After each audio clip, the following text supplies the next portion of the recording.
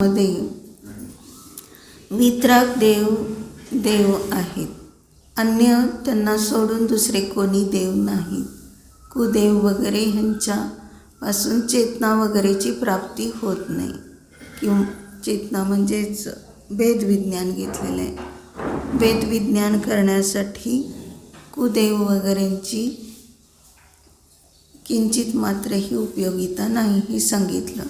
म्हणजे याच्यातून आपल्याला बोध काय घ्यायचा आहे की वास्तविक रूपाने हा कुदेवादिकांना मानतो म्हणजे काय आहे, तर मोह म्हणजे दर्शन मोह. आणि त्याला उपमा दिलेली आहे मोठ्या सर्पाची. प्रबल सर्प असा आहे की त्याने डंक केला म्हणजे दंश केला आहे. आणि त्या मोहरूपी महान सर्पाने दंश केल्यानंतर तो वितराग भगवंत कोण आहेत हे जाणत नाही. त्या कारणाने स्वतःच्या विराग स्वरूपाला तो जाणण्यासाठी तत्पर होत नाही. म्हणून काय आहे की वास्तविक रूपाने भगवान जाणायचे म्हणजे काय आहे, खरे भगवान कोण आहेत, तर भग धातू सांगितला. भग धातू कल्याणार्थी आहे, शांती अर्थी आहे, सुखार्थी आहे. म्हणजे त्या धातूचे असे अर्थ घेतलेले आहेत. मग वान म्हणजे सहित, तद्दित म्हणजे प्रत्यय लागलेला आहे त्याला, कारण त्याने सहित वतू प्रत्यय जो असतो तो वान मान वगैरे असं दाखवतो. श्रीमान भगवान. मग तशा रीतीने कल्याणवाला, वान म्हणजे वाला, त्याने सहित जो कल्याणवाला आहे, आनंदवाला आहे, शांतीवाला आहे, त्याला म्हणायचं भगवान. म्हणजे सतत आत्मकल्याणाला सोडून अन्य दुसरं कोणतंही प्रयोजन ठेवत नाही, तेच भगवान. आणि निश्चयाने तो प्रत्येकाचा आत्मा भगवान आहेच आहे. फक्त आहे त्याला जाणलं तर भगवान अवस्था सहज प्रगट होते. भगवंत म्हटलं. मग तेच आता या ठिकाणी आपण पाहायचं आहे. 40 नंबरची गाथा आहे. काय सांगितलं की जे भगवान आहेत ते संसारूपी समुद्रामध्ये पडण्यापासून वाचवणारे असे भगवंतांनी सांगितलेला जो धर्म आहे, म्हणजे निजधर्मच आहे तो. जिनधर्म म्हणजे निजधर्म. कारण भगवंतांनी सांगितलं म्हणून त्याला जिनधर्म म्हणतो. परंतु सांगितलं याचा अर्थ नसलेलं सांगितलं नाही, वस्तूमध्ये जे आहे तेच सांगितलं. आणि त्याच कारणाने तो जिनधर्म हा निजधर्म कसा आहे, विश्वधर्म ज्याला आपण म्हणतो. विश्वधर्म म्हणजे विश्वात जेवढे जीव आहेत तेवढे सगळे जीव निजधर्माने सहित आहे, निश्चयाने. आणि जिनधर्माचं पालन करण्यासाठी जे सम्यदृष्टी वगैरे जे आहेत तर ते जिनधर्माचं पालन करतात व्यवहारण्याने. मग ते का पालन करायचं, तर संसार समुद्रामध्ये कोणी पडत असेल तर त्याला वाचवतात. कोण वाचवतं? धर्म वाचवतो.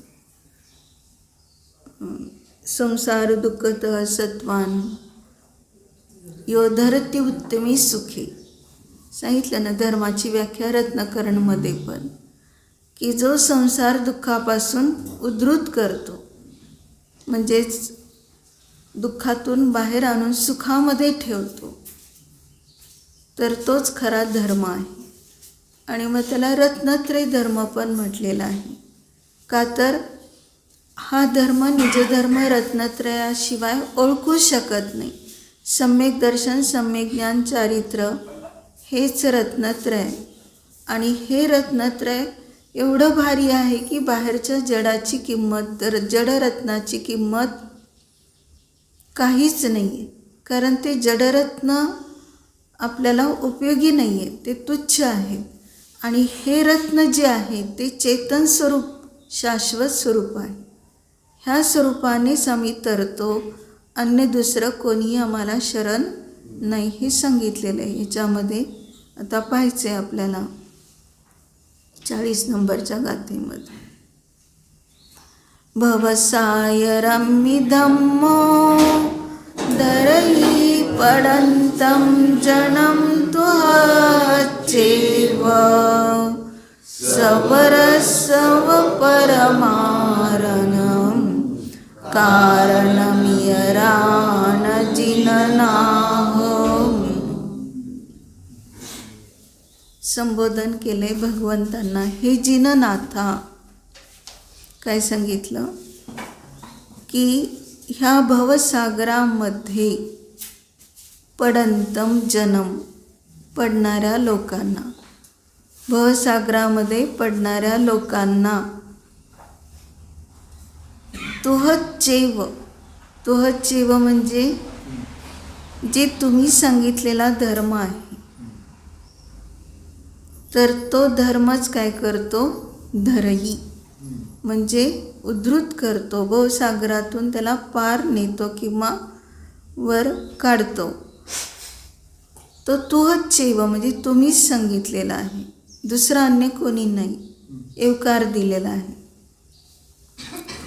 सवरस, सवर म्हणजे कोण घेतलं, शबर भिल्ल, त्या भिल्लाचं काय सांगितलं, जे धनुष्य असतं त्या धनुष्याप्रमाणे दुसऱ्यांना मारण्याचंच ते कारण असतं. कारणम इयराण, इयराण म्हणजे इतरांना, मारण म्हणजे मारण्यासाठी कारण आहे. कोण, धनुष्य, ते पण भिल्लाची उपमा घेतली. भिल्लाचं धनुष्य दुसऱ्यांना मारण्यासाठीच ते कारण होतं. म्हणजे ते जसं दुसऱ्याला मारण्यासाठी कारण आहे, तसं जे जे धर्म, जिनधर्म, निजधर्म, वस्तुधर्म ह्याला सोडून जे जे अन्य कशालाही धर्म मानणारे आहेत, तर ते धर्म फक्त मारण कार्य करते भिल्लाच्या धनुष्याप्रमाणे. म्हणजे त्याचं कारण हेच आहे की वास्तविक रूपाने अन्य कुठलाही धर्म नाही आहे मला उपयोगी. आता अन्य धर्म म्हणजे कोणता धर्म घ्यायचा आहे, कोण कशात धर्म मानतो याच्यावर ते सगळं ठरवायचं. आता कोणी म्हणतो की माझा हा धर्म आहे, गृहस्थीचं कर्तव्य निभावणं हा माझा धर्म आहे असं म्हणतो. गृहस्थीचं कर्तव्य निभावणं म्हणजे काय आहे, त्याला धर्म. जसं आता मुनींनी 28 मूलगुण धारण केले, त्या 28 मूलगुणांना जर ते धर्म समजत असतील तर तो धर्म नाही. वीरसागर महाराजांनी डायरीमध्ये लिहिलं आहे, तुमचं 28 मूलगुण पूर्ण पाळलं जात नाही असं कोण म्हणते. त्यांनी म्हटलं की मी 28 मूलगुण पालन करतच नाही. काय लिहिलं आहे, मी वारंवार आत्मानुभूती घेतो, शुद्धोपयोगात राहतो, हाच माझा धर्म आहे. बस, ह्या व्यतिरिक्त माझं दुसरं चारित्र पण नाही. म्हणजेच त्यांनी किती बोध दिला आहे की कोणी जर अडकत असेल, 28 मूलगुण आगमात सांगितलं आहे तसं मी पालन करतो, आता मी महामुनी झालो, तरी तर सांगितलं की त्यांनी सांगितलं हा धर्मच नाही आहे 28 मूलगुण पालन करणं. मग श्रावकाच्या षटक्रिया कसं काही धर्म असेल. आपण म्हणतो श्रावकांचा पण धर्म आहे षटक्रिया करणं. मग षटक्रिया देवपूजा, गुरुपास्ती, स्वाध्याय, संयम, तप, दान वगैरे जे सांगितलं, मग ते झालं म्हणजे आज माझं सफल झालं जीवन असं जर कोणी म्हणत असेल तर सांगितलं तो धर्म नाही, ते तळमळ आहे. तिथं तळमळ वाटली पाहिजे. शुभामध्ये मी राहतोय, मला तर माझा स्वभाव तर शुद्ध आहे, शुद्ध स्वरूपातच मला जायला पाहिजे, निजध्रुवाचाच विषय करायला पाहिजे. ह्याला सोडून अन्य माझं कुठलंही कर्तव्य नाही. म्हणजे संतुष्ट कुठं होतो कोण? मग अभव्य जीवसुद्धा द्रव्यलिंग धारण करतो, निर्ग्रंथ होतो. मग निर्ग्रंथ होणं हा धर्म आहे का? म्हणजे कोणी नग्नतेला धर्म म्हणत असेल तर तिर्यंच पण नग्न आहेत, नारकी पण नग्न आहेत. मग त्यांचा तो धर्म झाला असं म्हणावं लागेल. पण तो धर्म नाही. शरीराच्या ज्या ज्या क्रिया आहेत तो धर्म नसतो. आणि जे स्वरूपामध्ये राहून अतींद्रिय आनंदाला प्राप्त होणं हाच महान धर्म आहे. म्हणजे आजपर्यंत आम्ही वस्तू धर्म, वस्तूचा स्वभाव काय आहे, वस्तू सहावो धम्मो असं जे म्हटलेलं आहे, तो वस्तूचा स्वभावच जाणला नाही. म्हणतो आत्मा ज्ञानदर्शन स्वरूपी जाणलंय. काय जाणलं? ज्ञानदर्शन स्वरूपी. अरे आत्मा जाणायचं म्हणजे काय जाणायचं? अनात्म्यापासून आत्मा भिन्न आहे. अनात्मा म्हणजे परद्रव्य. मग दोन्हीचे गुणधर्म आम्हाला जाणावे लागतात. बिन जाने ते दोष गुण नको, कैसे तजिये गई. जर दोष काय आणि गुण काय हे जर जाणलं नाही तर कशाला ग्रहण करायचं आणि कशाला सोडायचं कळणार नाही. अनादी काळापासून मिथ्या धर्म धारण केला. मिथ्या धर्म म्हणजे अधर्म येतो पण त्याला धर्म समजतो. ज्या ज्या रूढी आहेत, कुरूढी आहेत, त्या रूढीमध्ये त्याला इतका चिटकून बसतो आणि म्हणतो मी धर्म केला. आजही आपण पाहतो की लोक काय करतात, बाळ रडायला लागलं की त्याची नजर उतरते. काय एक भाकरीचा एवढा तुकडा असतो आणि त्याला फिरवायचं आणि टाकायचं बाहेर. नजर उतरली. म्हणजे जर कोणी असं करत नसेल तर त्याला हे लोक रूढीवादी नावं ठेवतात. म्हणतात तुम्ही मुलाला मारून टाकणार दिसतं, नजर काढत नाही त्याची. मग लोकमूर्तीमध्ये कसे जीव जातात हे कळत पण नाही. त्यालाच धर्म समजतात. मी चांगलं मुलाचं पालन पोषण केलं. वास्तविक रूपाने कोणी कोणाचं काहीच करत नाही. परंतु किती धारणा कशा प्रकारची खोटी असते हे केव्हा कळेल? जेव्हा आपण निजधर्माच्या स्वरूपाला स्वीकारू तेव्हाच. म्हणजे निजधर्म काय आहे हे जाणणं अतिशय आवश्यक आहे. कारण हा धर्म वेगळा करता येईल. वस्तूचा स्वभाव म्हणजे धर्म असं जो म्हणतो तो त्या वस्तूपासून वेगळा करता येईल. आणि जे जे वेगळे असतात त्याला धर्म म्हणता येईल. मग वेगळे काय आहे आपल्याला स्पष्ट रूपाने दिसतंय. शरीराची क्रिया त्याला जर धर्म समजलं तर आत्म्यापासून शरीर भिन्न आहे. मग त्या क्रियेला तू धर्म कसं समजू शकतोस?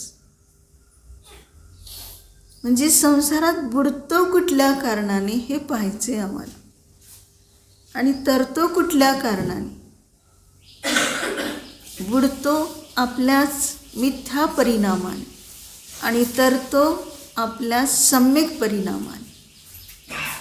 म्हणजे दोन्ही पण स्वच कारण आहे. जरी उपमा इथं दिली आहे की बिल्लाच्या धनुष्याप्रमाणे, उपमा कोणती दिली? बिल्लाचं धनुष्य.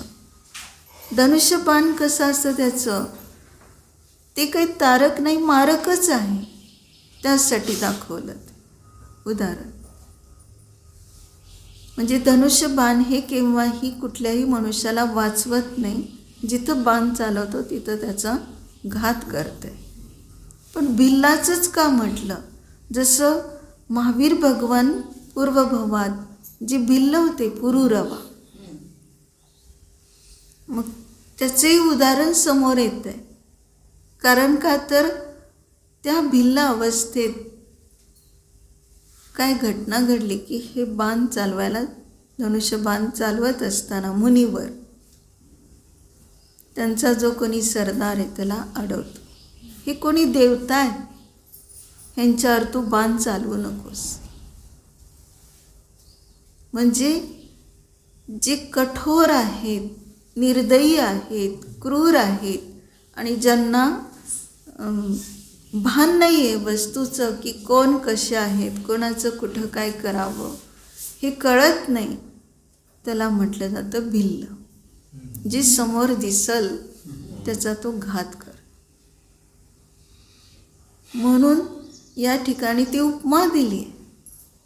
कारण का तुम्हाला सोडून, म्हणजेच भगवंतांनी सांगितलेला धर्म सोडून, जिनधर्म सोडून अन्य कशालाही धर्म समजत असेल तर तो मारक आहे सांगितले, तारक नाही. भिल्लाच्या धनुष्यबाणाप्रमाणे. म्हणून काय सांगितलं? भगवंतांनी सांगितलेला मार्ग, धर्म तर सांगितलेला आहे असं सांगितलं. त्यांनी बनवलेलं नाही. त्यांनी जर बनवलं असतं तर कदाचित त्याला बाधा आली असती. पण म्हणून सांगितलं वस्तूच्या स्वभावात जे प्रविष्ट आहे.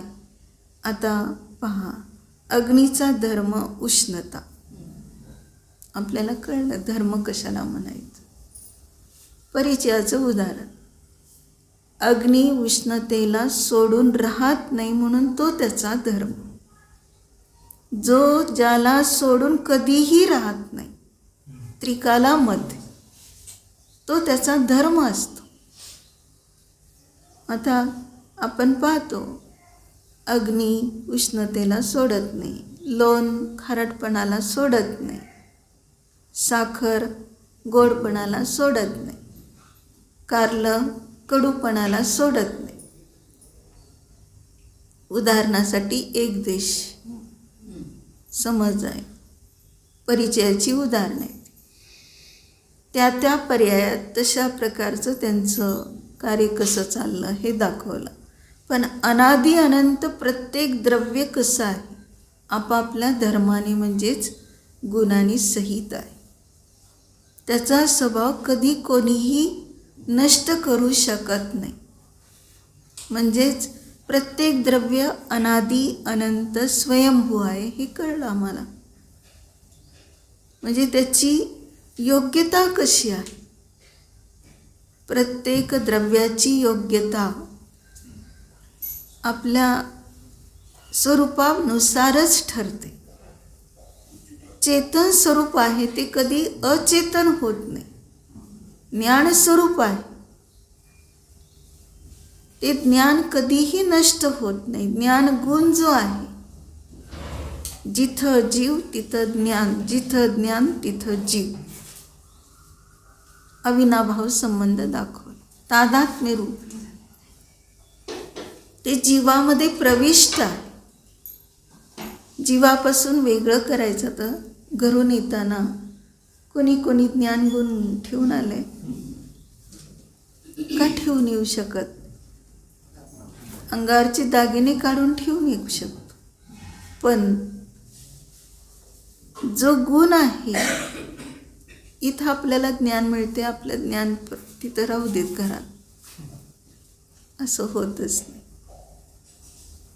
जिथं जीव आहे तिथंच ते राहणार. ज्ञानगुण काही करा, निगोदात गेलं तरी त्याचा ज्ञानगुण त्याच्याबरोबर आहेच, परिपूर्ण आहे. पर्यायाकडे आम्ही पाहून म्हणतो ते ज्ञानी कुठं आहे, त्याला कुठं काय कळतं आहे, निगोदी जीवाला, ह्या झाडाला तरी कुठं काय कळतं आहे असं म्हणतो आपण. सगळ्यांना ज्ञानगुण आहे. पर्यायामध्ये जशी अभिव्यक्ती क्षयक्षमानुसार होते तशा प्रकाराने त्यांचं कार्य चाललेलं असतं. परंतु ज्ञानगुणाने कोणीही शून्य नसतो, कुठलाही जीव शून्य नसतो.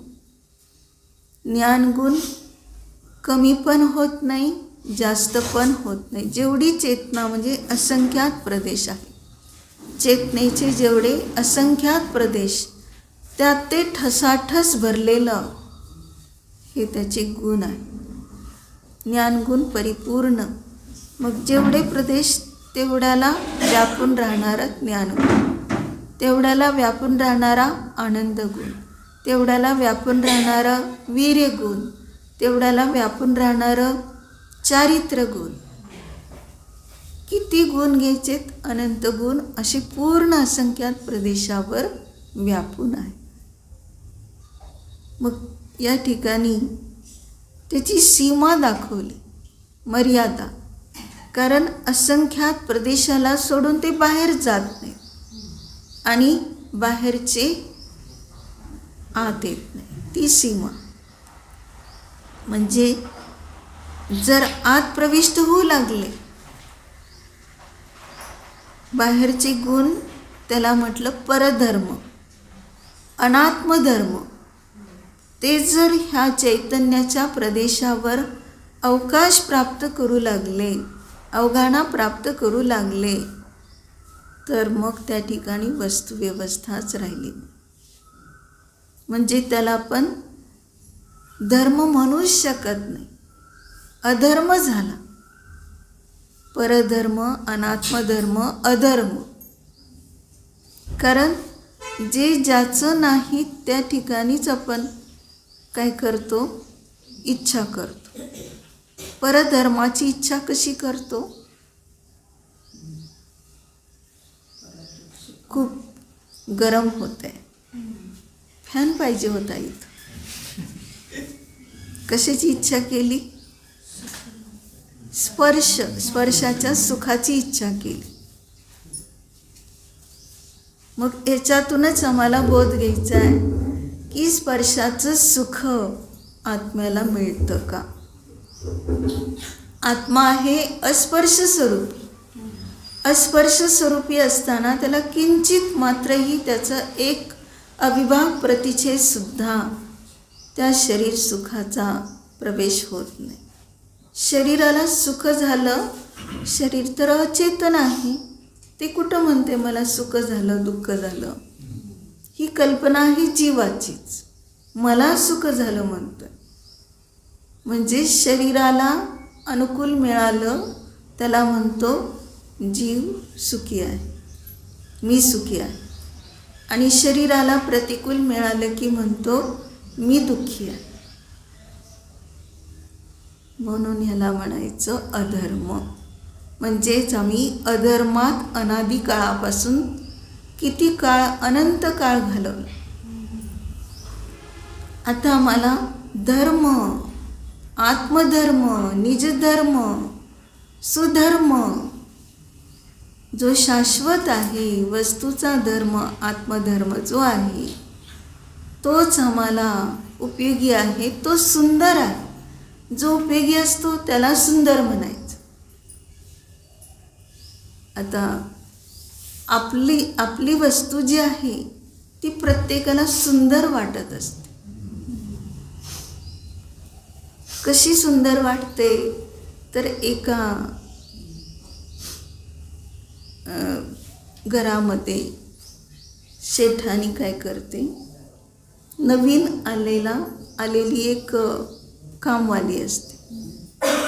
तिने तिच्या मुलाला पाहिलेलं नसतं. तो मुलगा शाळेत गेला आहे त्यावेळेस ती आली आहे. आणि ही शेठानी काय करते, डबा तयार करून त्या कामवालीजवळ देते आणि म्हणते अमक्या अमक्या शाळेत जाऊन माझ्या मुलाला डबा दे. ती म्हणते तुमचा मुलगा मला कुठं माहिती आहे. ती काय ओळख देते, लक्षण कसं करते पहा. जो सर्वात सुंदर आहे तो माझा मुलगा. आता कसं ती देणार ते डबा पहा. ती घेऊन गेली. तिचा पण मुलगा त्याच शाळेत असतो, जो सर्वात सुंदर. तिला सर्वात सुंदर कोणाचा मुलगा वाटतो? आपलाच. त्याला डबा देऊन आली. म्हणजे लक्षात घ्यायचे की जे ज्याला उपयोगी पडतं ते सुंदर म्हटलं जातं. मग वास्तविक आमचं ज्ञान आम्हाला उपयोगी पडतं, आमचा आनंद गुण आम्हाला उपयोगी पडतो. बाहेरून कोणाचं ज्ञान आनंद आम्हाला येतच नाही. किती पण आम्ही केवली भगवंतांच्या जवळ समोर शरणात जाऊन बसलो, फक्त मार्ग दिसेल त्यांनी दाखवलेला, पण त्यांचा आनंद, त्यांचं ज्ञान आपल्यात प्रवेश होणार. तसं झालं असतं तर मग गंधराची गरजच राहिली नसती. पण गणधर एवढ्या योग्यतेचे आहेत की जशीच्या तशी दिव्यध्वनी झेलतात. ती आपल्यापर्यंत आणून पोचवली जाते दिव्यध्वनी त्यांच्या मार्फत. म्हणून या ठिकाणी समजून घ्यायचं आहे की कोणी कोणामध्ये प्रविष्ट होत नाही. जरी ती दिव्यध्वनी झेलली तरी गंधराने आपल्या ज्ञानानेच झेललेली आहे, भगवंतांचं ज्ञान त्यात प्रविष्ट झालं नाही.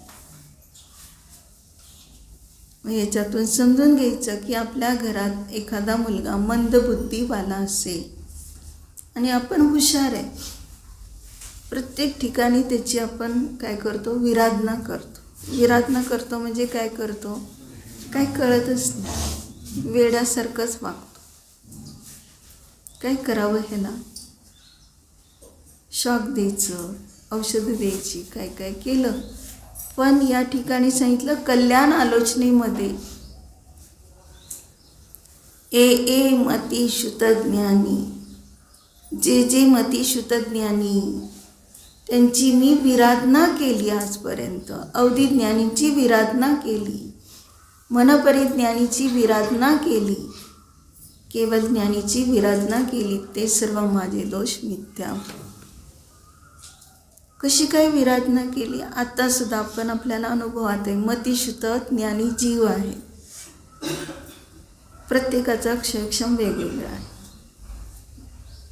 कोणाला कुठल्या विषयात जास्त कळतं, कोणाला कुठल्या विषयात कमी कळतं. जिथं कमी कळतं आणि तिथं जर एखाद्याला जास्त कळत असेल तो लगेच म्हणतो एवढं पण कळत नाही, एवढं कसं काय बुद्धू? ह्याला म्हणायचं विराध. जो पर्यायाकडे पाहून अशा प्रकाराने ठरवतो तर त्याला सांगितलं पश्चातापाची पाळी येते. क्षमा मागावी लागली. कशासाठी? तू भगवान आहेस, मी भगवान आहे, आणि भगवान भगवानाला कधीही विरोध करत नाही, क्रोध करत नाही. भगवान भगवंतांशी व्यवस्थित कसे न्यायिकच असतात. मग सगळे भगवान असताना मी तुम्हाला पर्यायात जे काही पाहिलं ते माझे दोष मिथ्या होत, म्हणून क्षमा मागत असतो. पर्यायात काय पाहिलं? म्हणजे फक्त वाईटच पाहिलं नाही, चांगलं पण पाहिलं ना. तुम्ही हुशार आहात, तुमचं चांगलं चाललं आहे, तुम्ही ज्ञानी आहात, असेच पुढे जावा, अजून विकास करा वगैरे. अशा रीतीने हे सुद्धा आपण गुण पाहून त्यांना प्रोत्साहन केलं. मग त्याच वेळेस कोणी शेजार पाजारी किंवा कोणी अजून जवळ बसलेले असतात ते म्हणतात, बघा त्यांना किती चढवतात, आम्हाला किती खाली टाकलं आहे त्यांनी. झालं म्हणजे विषमता झाली. आणि म्हणून या ठिकाणी पर्यायी दृष्टीने कधी कोणाला पाहायचं नाही. आमचा जो धर्म आहे, शाश्वत धर्म, तिकडे पहा. हा पण ज्ञानवान आहे, मी पण ज्ञानवान आहे, सगळे जीव परिपूर्ण आहेत. निश्चय नयाने, निश्चय दृष्टीने पहा. कधीसुद्धा आकुलता होणार नाही, पश्चाताप होणार. मी त्याला तसं म्हटलं, त्याला काय वाटलं असेल, नंतर पश्चाताप कर. आणि किती वेळ आपलं परिणाम मग असे आकुलित होतात. की कसं काय मी असं बोलून गेलो, असं बोलायला नको. म्हणजेच कुठलंही आपण पर्यायी दृष्टीने पाहू लागलो की तिथं नक्कीच काहीतरी घोटाळा असतो आणि तो आपले परिणाम बिघडवणारा. आणि आपले परिणाम बिघडले तर धर्म कुठं राहील? परिणाम बिघाडणे का भय राखना, काय सांगितलं? परिणाम कधीही बिघडू नयेत. तुला ह्याची भीती वाटली पाहिजे की आता माझे परिणाम बिघडत आहेत, काय होईल. म्हणजेच परिणाम बिघडण्याचं कारण काय असतंय? जोपर्यंत बहिर्दृष्टी आहे तोपर्यंत. अंतर्दृष्टी झाली तर परिणाम बिघडत नाही. स्वभावाला जाणलं परिणाम बिघडत नाही. म्हणून सतत आपण स्वस्वरूपामध्ये राहणं, पारिणामिक भावाचा आश्रय करायचा म्हणजे काय करायचं? ज्याला कर्माचा उदय किंवा उपशम, क्षय, क्षयक्षम वगैरेची अपेक्षा नसते, जे पूर्ण निर्मल आहे, निरपेक्ष आहे, असा पारिणामिक भाव प्रत्येकामध्ये आहे. मग त्या पारिणामिक भावाच्या आश्रयाने सहजच आपल्याला निरपेक्षता कशी असते याचा अनुभव होईल. म्हणजे आपण फक्त म्हणतो मी निरपेक्ष आहे आणि लागलीच त्याच वेळेला बोलतो इकडं निरपेक्ष आहे आणि त्याच वेळेला म्हणतो काय ह्यांनी ठेवलंय, मला नीट तरी पाठ दिलाय का ताट ठेवायला. म्हणजे अपेक्षा आली, तुम्ही पाठ मांडला नाही मला, नुसतं भोजनाची तयारी करताय. मग अशा रीतीने किती पावलोपावली अपेक्षा करतोय आणि त्या ठिकाणी त्याच्या बुद्धीची विराधना करतो, ज्ञानाची विराधना करतो. म्हणून केवळ ज्ञानाला मी प्राप्त होते. तर सांगितलं हे केवली भगवान असे झालेले आहेत की स्वतःच तरलेत आणि म्हणून त्यांना जहाजेची उपमा दिली. ह्या भवसागरात आम्ही बुडतोय तर भगवान हे आम्हाला तारतायत. म्हणजे कोणत्या नावेत बसलो? जिनवयन म्हटलं ना, जिनेंद्र भगवंतांचं वचन, दिव्यध्वनी हीच एक नाव आहे आणि त्याचा आश्रय घेतला तर आम्ही बुडणार नाही. कारण का? तर जिनवचन म्हणजेच दिव्यध्वनी म्हणजे हे तर असतं द्रव्यवचन, द्रव्यश्रुत, पण भावश्रुत त्याच्या माध्यमातून करणारा हा स्वतःच आहे. म्हणून तरणारा देखील कोण आहे? स्वतःच तरणारा आहे. तरण तारण जहाज म्हटलं ना, स्वतः तरले आणि दुसऱ्याला तारतात.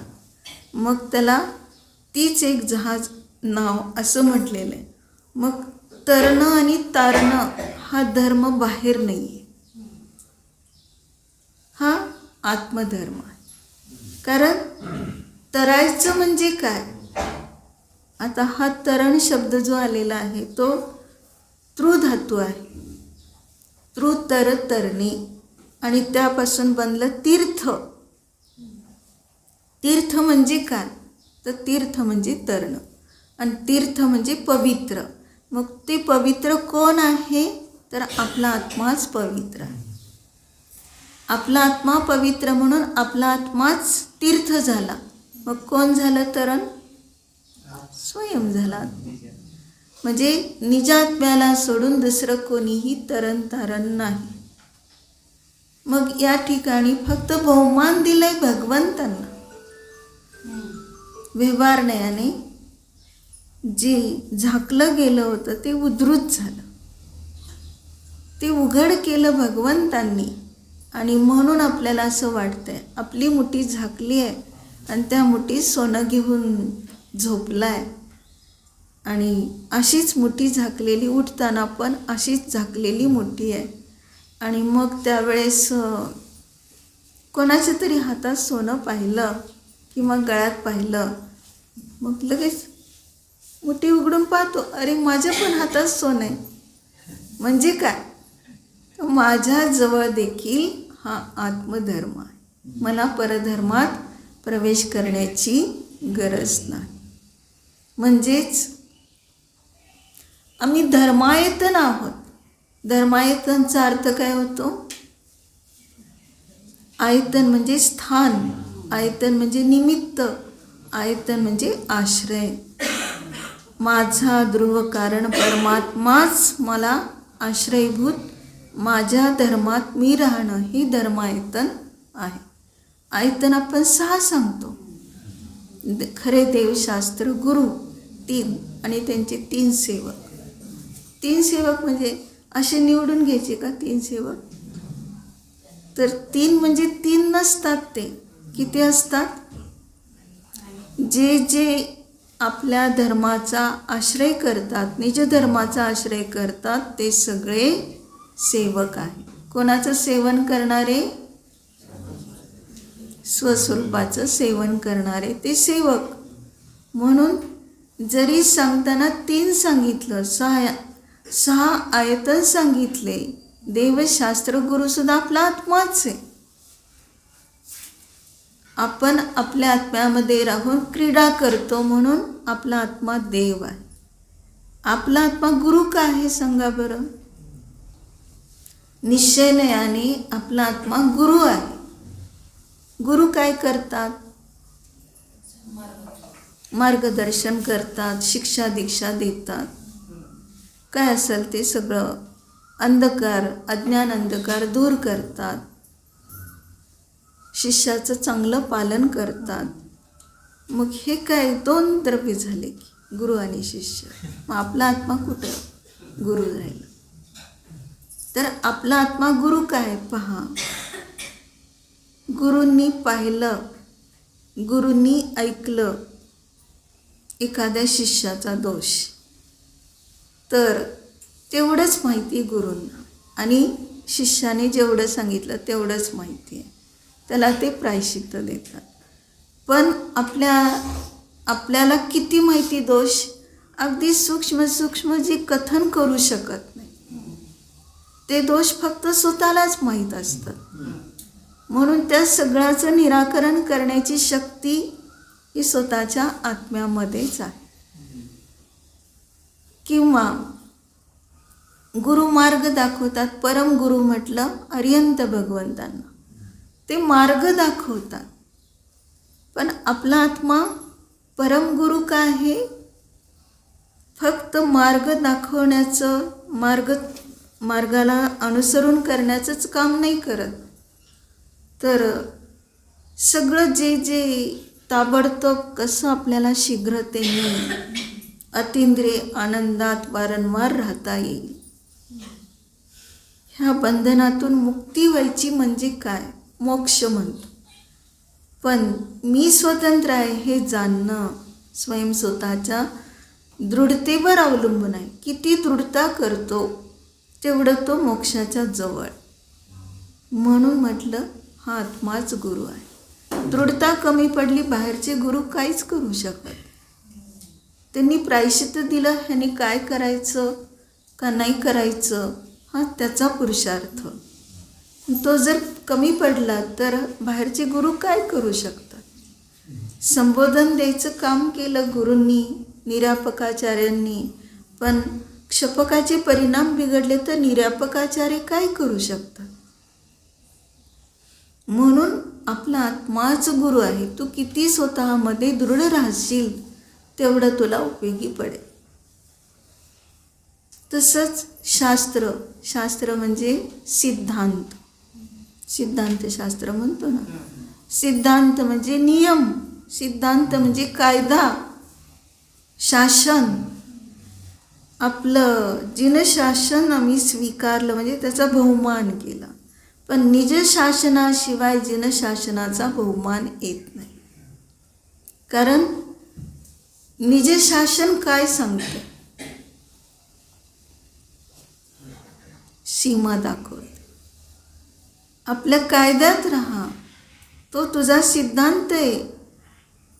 ज्ञानात राहणं, ज्ञानाची परिणती समयाला होणं, जाणन स्वरूप ही अर्थक्रिया चालली, त्याला सोडून अन्य अर्थक्रिया करू शकत. म्हणून हे तुझं शासन आहे, हा तुझा कायदा आहे, हा तुझा नियम आहे, हा तुझा सिद्धांत आहे. जे बाहेर आपण अगदी हजारो वेळा सिद्धांतशास्त्र की जय म्हणून नमस्कार करतो. किती वेळा करेल. सिद्धांत पोचला का तुझ्यामध्ये? तो सिद्धांत जाणला का तू? तर ते सिद्धांतशास्त्र, किंवा त्याला नाव दिलं जातं आगम. शास्त्राला नाव म्हणतं आगम. आगम म्हणजे काय? आ म्हणजे चोबाजूने, गम म्हणजे जाणणे. व्यवहारण्याने भगवंतानी जे सांगितलं ते दिव्यध्वनीतून आलेलं सगळं आगम आहे. आणि निश्चयने आपला आत्मा चोबाजूने जाणतो, म्हणून आपला आत्माच आगम आहे. म्हणजे सगळं काही आत्मा आहे. बाहेर कोठेही शोधायला जाशील तर तो धर्म राहिला नाही. मग हे तसंच आम्ही जर तीर्थस्वरूप आपला आत्मा जाणला, आपला आत्माच तीर्थस्वरूप आहे, म्हणून तर तो पवित्र स्वरूपाला जाणून अशुची भाव, आश्रवभाव सगळे सहज सुटून जातात. परपरिणती किंचित मात्रही राहत नाही. म्हणून हा निज धर्म किती उत्कृष्ट आहे हे समजणं अतिशय आवश्यक आहे. कारण जोपर्यंत आम्ही परधर्मामध्येच अडकले तोपर्यंत अशांती आहे. अनुभवाने पण लक्षात येते, पण संस्कार इतके उद्रेकित होतात, वारंवार विसरून परत परत ह्या शरीराचा मोह करू लागतो. शरीराचा मोह म्हणजेच परधर्म. त्या परधर्मात आमचं आसक्त चित्त म्हणजे शरीरात, आणि म्हणून पुन्हा पुन्हा जन्म आणि मरण होत आहे. जन्म मरणाने रहित आपला आत्मा समजणं अतिशय आवश्यक आहे. ते जर आम्हाला समजलं तर आपोआप काय होतं आहे की ह्या संसार सागरातून तरायचं. सागराची उपमा आहे. कुठं सागर वगैरे शोधायला जायचं नाही, कुठं आम्ही बुडलंय पाहायला जायचं नाही. नाही तर स्वप्नात येऊन म्हणतो समुद्रात बुडतोय. तर असलं पण नाही आहे. तर आहे काय, आणि मला कोणतरी वाचवते. आणि झालंच ते की एक विद्यार्थी असतो आणि एका विहिरीत पडलेला असतो. तो वाचवा वाचवा म्हणून ओरडतो. तिकडून एक दुसरा कोणीतरी विद्यार्थी कोणतरी येतो. ते ऐकून त्याला बाहेर काढतो. बाहेर काढल्यावर तो बघ, तू बुडला असतास ना, मी आलो नसतो तर. तो पण कर्तृत्व घेतो आहे. आणि हा पण काय म्हणतो, मीच माझा वाचला, मला कोण वाचवते दुसरं. म्हणजे त्याला पण त्याचं वाटत नाही की ह्यांनी मला वाचवलं. व्यवहाराची भाषा तर आहेच ना, तू मला वाचवलं म्हणून. पण तो म्हणतो तू कोण वाचवणार आम्हाला. म्हटलं की मग आणखीन त्याला ते वाईट वाटतं. म्हणून याच्यातून समजून घ्यायचं की न भगवान आम्हाला वाचवतात, न दुसरं कोणी आम्हाला बुडवतात. तर हे सगळं आहे आपली निज परिणती. आणि ते निज धर्माला जाणलेलं असताना, म्हणजेच अतिंद्रिय आनंद ज्याच्यातून प्राप्त होतो असा निजद्रोह कारण परमात्मा, ह्याच्या आश्रयानेच आमचं आत्मकल्याण होणार आहे. याच्याशिवाय अन्य दुसरं कोणी